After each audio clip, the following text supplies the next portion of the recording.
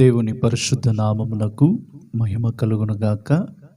యేసుక్రీస్తు వారి నామములో మరొకసారి కూడా వందనములను తెలియజేస్తూ ఉన్నాను. ప్రభువునందు ప్రియ దేవుని బిడలారా, ప్రతి శనివారము పరిశుద్ధాత్మను గురించి చక్కటి సత్యములను మనం నేర్చుకుంటూ ఉన్నాము. మరి ఈ సమయములో పరిశుద్ధాత్మ మనలో జరిగించు క్రియలలో మరొక అంశాన్ని మనము నేర్చుకోవడానికి దేవుడు మనందరికీ సహాయం చేయనుగాక. యోహాను సువార్త 14వ అధ్యాయము 26వ వచనాన్ని మనం చదువుకున్నప్పుడు, ఆదరణకర్త అనగా తండ్రి నా నామమున పంపబోవు పరిశుద్ధాత్మ సమస్తమును మీకు బోధించి నేను మీతో చెప్పిన సంగతులన్నిటినీ మీకు జ్ఞాపకం చేయును. ఆదరణకర్త అనగా తండ్రి నా నామమున పంపబోవు పరిశుద్ధాత్మ సమస్తమును మీకు బోధించి. చూడండి, పరిశుద్ధాత్మ మనలో జరిగించు మరొక కార్యం ఏమిటంటే, మనము ఆదరించబడుతూ ఉన్నాం. మారు మనసు పొంది నీటి బాప్తిస్మమునకు విధేయత చూపిన వారి జీవితాలలో, పరిశుద్ధాత్మను పొందుకున్న వారి హృదయాలలో ఆదరణ అనేది కలుగుతూ ఉంది. సాధారణముగా మనుష్యులు మనకు కొన్ని సందర్భాల్లో కొన్ని మాటలను చెప్పి ధైర్యపరుస్తూ ఉంటారు.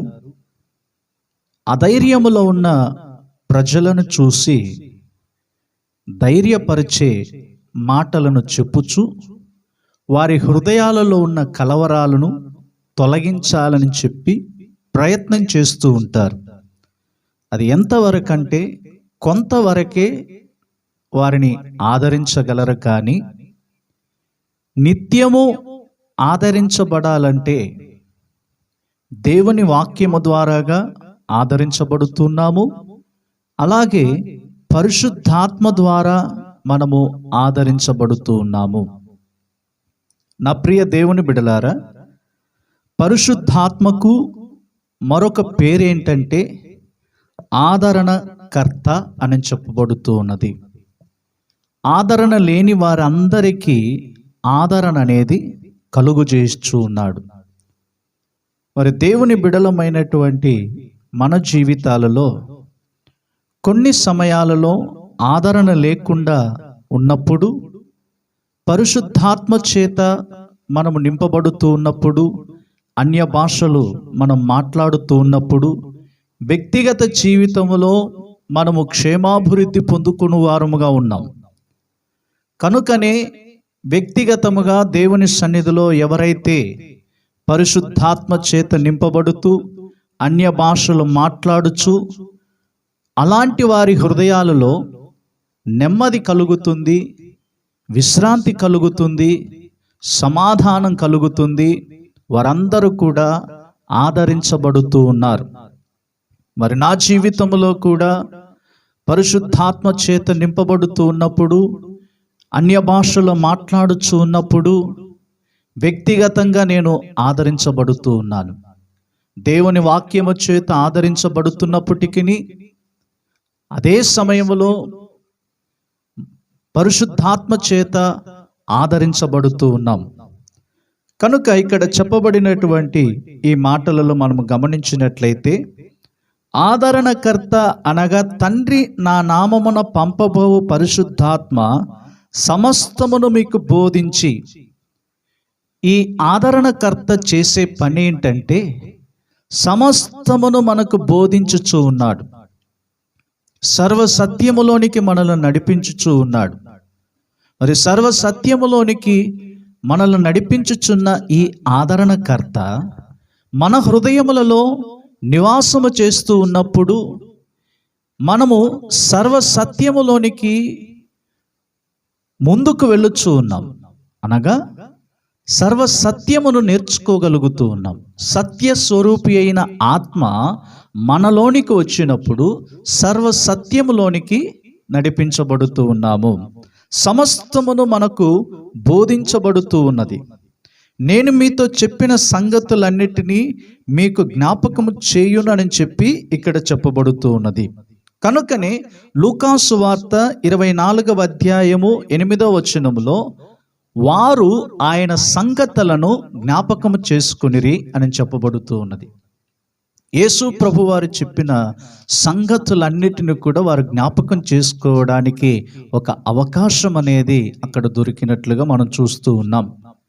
యేసు ప్రభువారు ఈ లోకములో ఉన్నప్పుడు ఏమి బోధించాడు, ఏ కార్యములను చేశాడు, ఏ అద్భుతాలను జరిగించాడు, ప్రజల మధ్యలో ఆయన ఎలా తిరిగాడు, ఈ విషయాలన్నీ కూడా ఈ ఆదరణకర్త ద్వారా మనము జ్ఞాపకం చేసుకోగలుగుతూ ఉన్నాం. ఆదరణ లేని వారందరికీ పరిశుద్ధాత్మ ద్వారా ఆదరణ పొందుకోగలుగుతూ ఉన్నారు. మనం మారు మనసు పొందుతున్నాము, నీటి బాప్తిస్మమునకు విధేయత చూపుతున్నాము.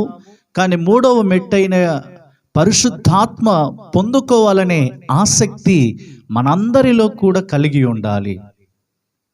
దేవుని బిడలము, దేవుని రక్తము చేత కడగబడిన వారము, మరి యేసు ప్రభు యొక్క గొర్రెపిల్ల యొక్క ఆ రక్తము చేత కడగబడిన వారందరూ కూడా పరిశుద్ధాత్మ చేత నింపబడాలని ఈ వర్తమానము ద్వారాగా నేను మీకు తెలియజేస్తూ ఉన్నాను. మరి పరిశుద్ధాత్మ సమస్తమును మీకు బోధించి నేను మీతో చెప్పిన సంగతులన్నిటినీ మీకు జ్ఞాపకము చేయును అని చెప్పబడుతూ ఉన్నది. యోహాను సువార్త 15వ అధ్యాయము 26వ వచనములో మనము గమనించినట్లయితే, తండ్రి యొద్ద నుండి మీ యొద్దకు నేను పంపబోవు ఆదరణకర్త అనగా తండ్రి యొద్ద నుండి బయలుదేరు సత్యస్వరూపి అయిన ఆత్మ వచ్చినప్పుడు, మీ యొద్దకు వచ్చినప్పుడు ఆయన నన్ను గూర్చి సాక్ష్యం ఇచ్చును. ఆయన నన్ను గూర్చి మీకు సాక్ష్యం ఇచ్చును అని చెప్పుచూ ఉన్నాడు. చూడండి, ఇక్కడ ప్రభు అయినటువంటి యేసుక్రీస్తును గురించి సాక్ష్యం ఇస్తున్నట్లుగా మనకు తెలియచేయబడుతూ ఉన్నది. తండ్రి యొద్ద నుండి మీ యొద్దకు నేను పంపబోవు ఆదరణకర్త అనగా తండ్రి యొద్ద నుండి బయలుదేరు సత్యస్వరూపి అయిన ఆత్మ వచ్చినప్పుడు ఆయన నన్ను గూర్చి సాక్ష్యం ఇచ్చును. మరి యేసు ప్రభువును గురించి పరిశుద్ధాత్మ దేవుడు సాక్ష్యమిస్తూ ఉన్నాడు. యేసు ప్రభువు కార్యములను గురించి పరిశుద్ధాత్మ దేవుడు మనకు జ్ఞాపకం చేస్తూ ఉన్నాడు.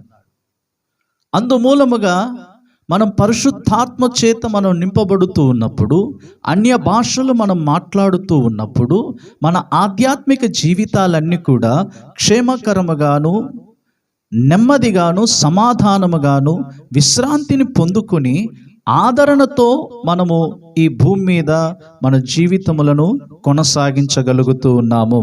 నా ప్రియ దేవుని బిడలారా, పరిశుద్ధాత్మ మనం పొందుకుంటున్నప్పుడు మనలో ఆదరణ అనేది కలుగుతున్నది.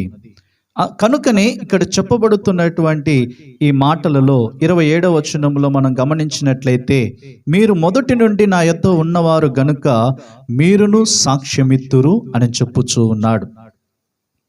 ఎవరైతే పరిశుద్ధాత్మ కొరకు కనిపెట్టుచూ ఉన్నారో, పరిశుద్ధాత్మ చేత ఎవరైతే నింపబడుతూ ఉన్నారో వారు ఆదరణ పొందుకొని యేసు ప్రభువును గురించి సాక్ష్యం ఇచ్చేవారుగా ఉంటున్నారు.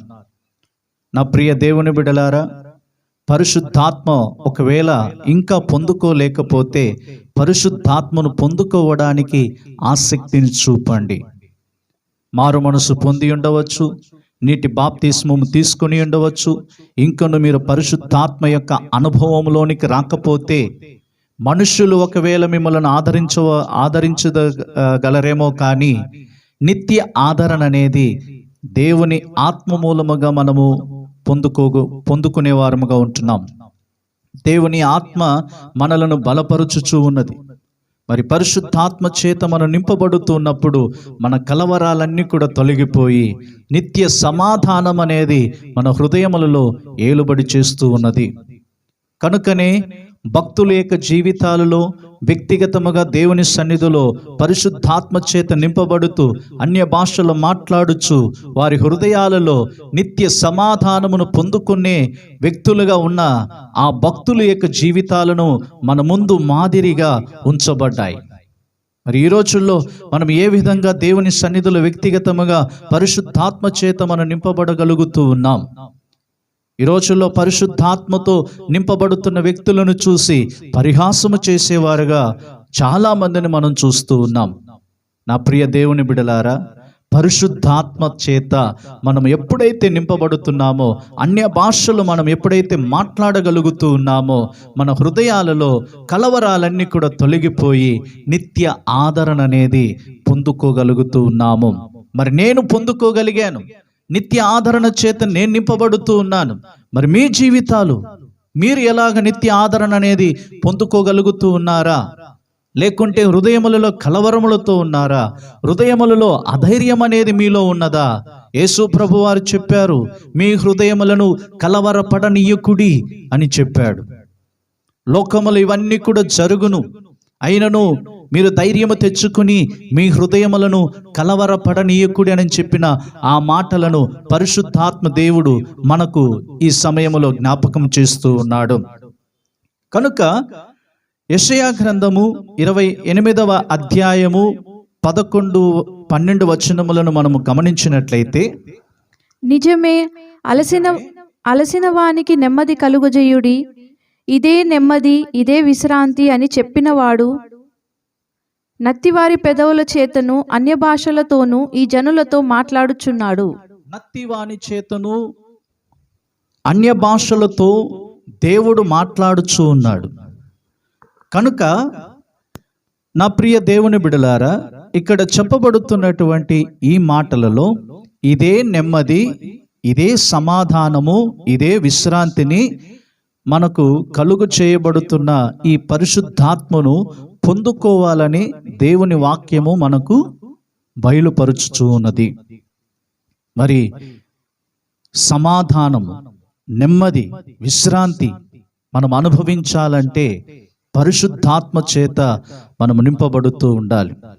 ఎప్పుడైతే అన్య భాషలను మనం మాట్లాడగలుగుతూ ఉన్నామో, ఎప్పుడైతే దేవుని సన్నిధిలో వ్యక్తిగతముగా మనము దేవునితో సన్నిహితము కలిగిన వారముగా ఉంటున్నామో, మన హృదయములలో నెమ్మది కలుగుచూ ఉన్నది. ఒక భక్తుడిలాగా చెప్పుచూ ఉన్నాడు, నేను దేవుని సన్నిధిలో వ్యక్తిగతముగా పాలు పొందినప్పుడల్లా, దేవునితో సన్నిహితముగా ఉన్నప్పుడల్లా కూడా నా హృదయములో నెమ్మది కలుగుతుంది, విశ్రాంతి కలుగుతుంది. నేను అన్య భాషలతో దేవుని సన్నిధిలో ప్రార్థన చేయడం మొదలు పెట్టినప్పుడు నా హృదయములో ఉన్న కలవరాలన్నీ కూడా తొలగిపోయి నేను దేవునిలో ఆనందించగలుగుతున్నానని చెప్పి ఒక భక్తుడు ఇలాగ చెప్పుచూ ఉన్నాడు. మరి నీ జీవితం, నా జీవితములో దేవుని సన్నిధిలో వ్యక్తిగతముగా మనం పాలు పొందినప్పుడు, దేవునితో కూడా సన్నిహితము కలిగి ఉన్నట్లయితే మనలో ఉన్న కలవరాలన్నీ కూడా తొలగిపోతాయి. మరి యేసు ప్రభువును గురించిన కార్యములను పరిశుద్ధాత్మ దేవుడు మనకు జ్ఞాపకం చేస్తూ ఉంటాడు. యేసు ప్రభు వారి భూమి మీద ఎలాగ జీవించాడో, ఎలాగ ఆయన ప్రజల మధ్యలో కొనసాగాడో, ఆ కార్యములన్నీ కూడా పరిశుద్ధాత్మ ద్వారా మనకు జ్ఞాపకం చేయబడుతూ ఉన్నాయి. నా ప్రియ దేవుని బిడలారా, మీరు మారు మనసు పొంది నీటి బాప్తిస్మము తీసుకున్న తర్వాత ఇంకా పరిశుద్ధాత్మను మీరు పొందలేకుండా ఉన్నారా? ఒకవేళ అలాగ ఉన్నట్లయితే ఇప్పుడే దేవుని సన్నిధిలో మోకరించి ప్రార్థించండి. ప్రభువా, నాకు పరిశుద్ధాత్మ చేతనను నింపండి, అన్య భాషల గుర్తులతో పరిశుద్ధాత్మను నాకు ఇవ్వండి అని పరిశుద్ధాత్మ దేవుణ్ణి మనము ఎప్పుడైతే అడుగుతూ ఉన్నామో, తండ్రి అయినటువంటి దేవుణ్ణి మనం ఎప్పుడైతే ఆయనకు మొరపెట్టగలుగుతూ ఉన్నామో, ఆయన అడుగు ప్రతివానికి దయచేయునని చెప్పుచూ ఉన్నాడు. అడుగు ప్రతివానికి మనం అడిగితే దేవుడు మనకు సమస్తమును దయచేయగలడు. అడుగుడి మీకు ఇవ్వబడును, తట్టుడి మీకు తెరవబడును, వెదుకుడి మీకు దొరుకునని చెప్పాడు. మరో అడుగు ప్రతివానికి దేవుడు దయచేస్తున్నటువంటి ఈ పరిశుద్ధాత్మ చేత మనం నింపబడుతున్నప్పుడు మన హృదయములలో ఆదరణ కలుగుతూ ఉన్నది. ఆదరణ లేనటువంటి ఈ భూమి మీద, ఆదరణ లేనటువంటి ఈ ప్రపంచములో ఎవరు నన్ను ఆదరించలేరు అనేటువంటి ఈ స్థితిలో ఉన్న నీవు ప్రభు యొద్ద మొరపెట్టినప్పుడు, ప్రభువా నన్ను ఆదరించండి, నన్ను ధైర్యపరచండి, నన్ను స్థిరపరచండి, నన్ను బలపరచండి అని చెప్పి పరిశుద్ధాత్మతో మనం నింపబడుతూ ఉన్నప్పుడు మన హృదయములలో నెమ్మది కలుగుతుంది. యెషయా గ్రంథము 28వ అధ్యాయము 11వ వచనము నుండి 13వ వచనం వరకు మనము చదవగా విన్నాం గనక ఇదే నెమ్మది, ఇదే నిజమైన సంతోషం. పరిశుద్ధాత్మ చేత మనం నింపబడుతూ ఉన్నప్పుడు మన హృదయములలో ఆదరణ కలుగుతుంది. కనుక పరిశుద్ధాత్మ మనలో జరిగించు క్రియలలో మరొక కార్యాన్ని ఈ వర్తమానము ద్వారాగా నేను మీకు తెలియజేశాను. మీలో ఇంకా ఎంతమంది అయితే పరిశుద్ధాత్మకు చోటివ్వకుండా ఉన్నారో ఈ సమయంలో పరిశుద్ధాత్మకు చోటివ్వండి, మీరు కూడా ఆదరణ పొందుకుందురుగాక. ప్రేమ కలిగిన మా తండ్రి, మీకు స్తోత్రాలు చెల్లిస్తూ ఉన్నాము. పరిశుద్ధాత్మ వలన మాలో జరిగించు క్రియలను గురించి మేము ధ్యానిస్తూ ఉన్నాము. మరి ఎవరైతే పరిశుద్ధాత్మను ఇంకా పొందుకోలేదో మీ సన్నిధిలో అడుగు ప్రతివానికి పరిశుద్ధాత్మ చేత నింపండి, మీ ప్రేమ చేత నింపండి. హృదయములలో కలవరములతోనూ అధైర్యములతోనూ ఆదరణ లేకుండా ఉన్న ప్రజలందరినీ ఈ సమయంలో మీరు జ్ఞాపకం చేసుకుని మీ ఆత్మ చేత నింపి వారిని ఆదరించమని ప్రార్థిస్తూ ఉన్నాం. మేము కూడా ప్రభువా మీ సన్నిధిలో ఆదరణ పొందుకొని దేవా ధైర్యముగా మేము మా జీవితాలను కొనసాగించడానికి కృపనివ్వండి. ఇంకను రాబోయే దినాలలో ప్రభువా ఈ పరిశుద్ధాత్మను గురించి చక్కగా మాకు సత్యములను మీరు బోధించి సర్వ సత్యములోనికి మీరు నడిపించమని యేసుక్రీస్తు వారి నామములో ప్రార్థించుచున్నాము తండ్రి. ఆమేన్. Praise the lord.